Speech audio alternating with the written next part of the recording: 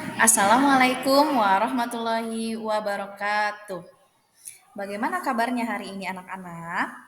Alhamdulillah, bertemu lagi dengan Bu Dwi di pembelajaran PAI. Baik anak-anak, sebelum memulai pembelajaran, mari kita membaca basmalah bersama-sama. Bismillahirrohmanirrohim.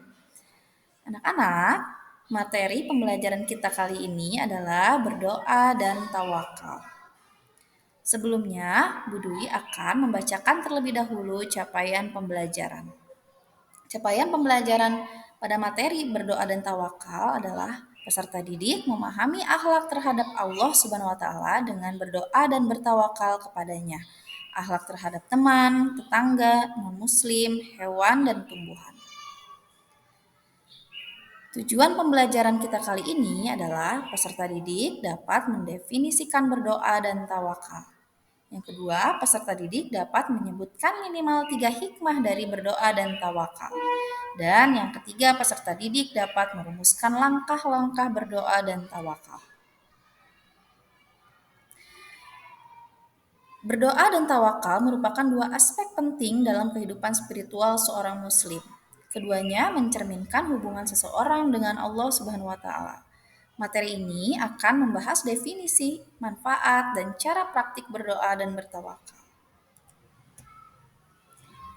Baik, definisi berdoa. Anak-anak sudah pada tahu belum apa itu berdoa? Kalian suka berdoa tidak?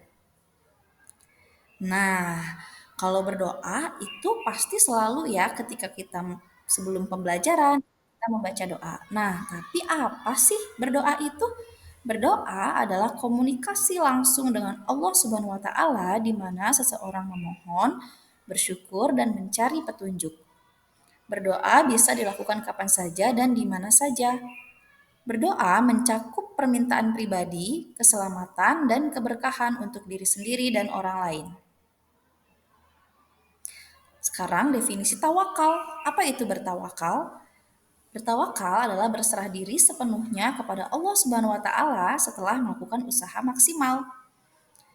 Bertawakal menunjukkan kepercayaan penuh kepada Allah atas segala hasil yang akan terjadi. Dan bertawakal bukan berarti pasif, tetapi aktif dalam usaha dan dalam hasil. Selanjutnya, manfaat berdoa dan bertawakal. Manfaat berdoa yang pertama memberikan ketenangan batin, yang kedua menguatkan ikatan spiritual dengan Allah, yang ketiga membantu dalam pengambilan keputusan yang lebih bijak, dan yang keempat adalah menenangkan keberkahan ya.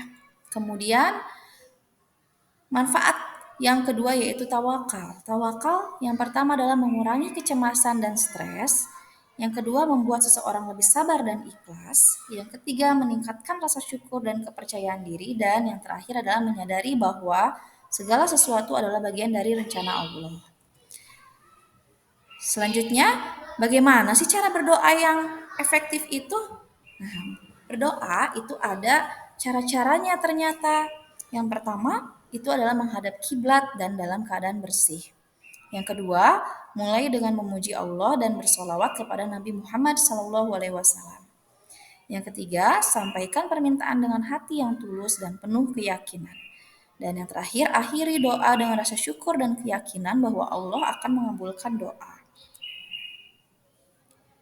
Kemudian cara bertawakal yang benar itu seperti apa?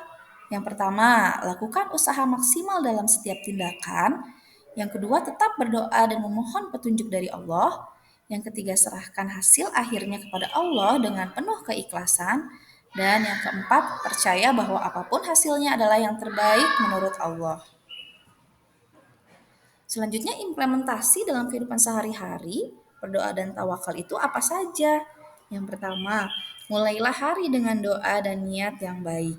Yang kedua, jalani aktivitas dengan penuh usaha dan keikhlasan. Dan yang ketiga, akhiri dengan doa syukur dan tawakal kepada Allah.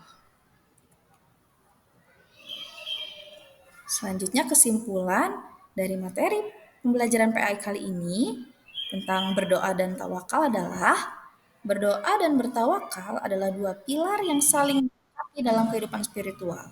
Keduanya membantu membentuk pribadi yang lebih sabar, ikhlas, dan penuh rasa syukur.